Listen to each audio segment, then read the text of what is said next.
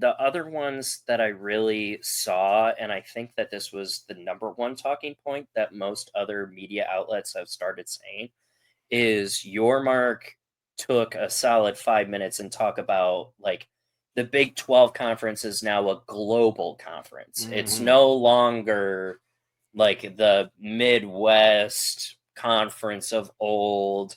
And he really wants to solidify the Big 12 as a global presence instead of just an intercontinental presence, which I thought was definitely interesting because we know that this upcoming year we have Aer Lingus Mhm. for football. I think Baylor women Which the start, Pop-Tarts are attending, by the and way. hey, I got a like from the Pop Tarts Bowl. I have come full circle. Yes. I have You been recognized. you have ascended, sir. I have Yes. ascended. But Baylor women, I think, are starting Big 12 play in France. And then Big 12 kickoff or first pitch or whatever for Attaboy. GT knows what's up.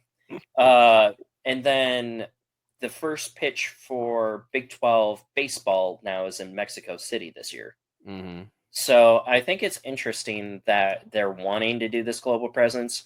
And Kleiman made another good point. God, I hate how I'm agreeing with so much K-State shit. He had a good interview. He did. He did. He really did. And I give him kudos to that. And shout out to John Grove attending his first Big 12 Media Days today and asking some great questions of Kleinman. He probably had some of the best questions out of literally everybody. Everybody else was softball pitching. He went straight down the middle, heater 101. But yeah, I think Kleiman hit it on the head too. Like, you hate getting rid of a home game for the international thing because you can't bring recruits. You essentially lose flight time and practice because you have to fly there, fly back. Yep. Matt Campbell also said this in his interview. When you statistically look at the teams that play after Aer Lingus, like if they don't have a bye week, they almost always lose the next week. Yeah. So, like, okay, so we got to figure out something for that. And Kleiman and Matt Campbell both hit the nail on the coffin with it. Like, it's a great experience for the players because they get to go abroad. It's great for the fans because you can go abroad. But realistically speaking, are you going to spend the $5,000+ to go see your team in a foreign country, or are you going to spend the $500 to see them locally? And then maybe save that money for the bowl game that you also know is going to be intercontinental, to where you don't have to deal with passports and customs and all that other stuff. Like, I mean, I was planning on going, and then stuff came up, so now my dad and my mom are going. So bummer, man. They're going to have a blast. I'm going to be stuck here cheering them on.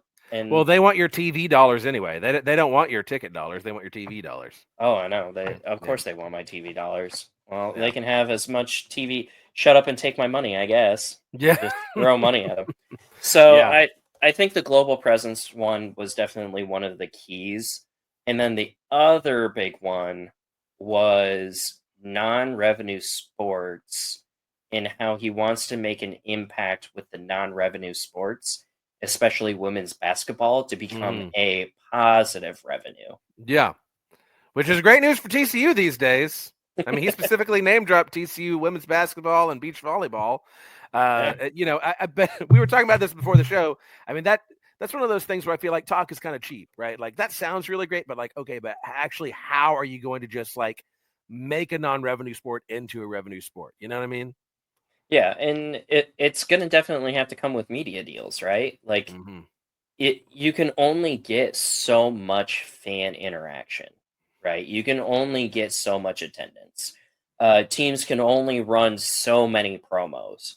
So is it going to be one of those where the Big 12 starts, funding us to get more promotions for these non-Olympic sports?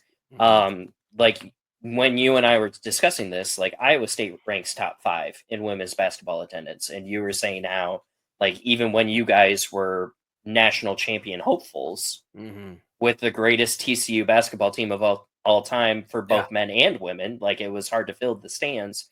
And like Iowa State, our only non-revenue traditional sport that is revenue is wrestling, and it's not by much.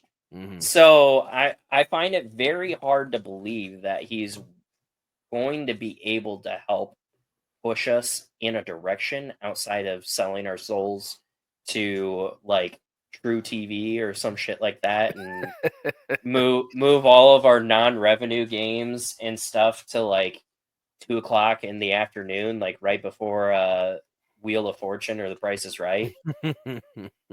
I don't know how he's gonna do it. Yeah, I get that. That remains to be seen. I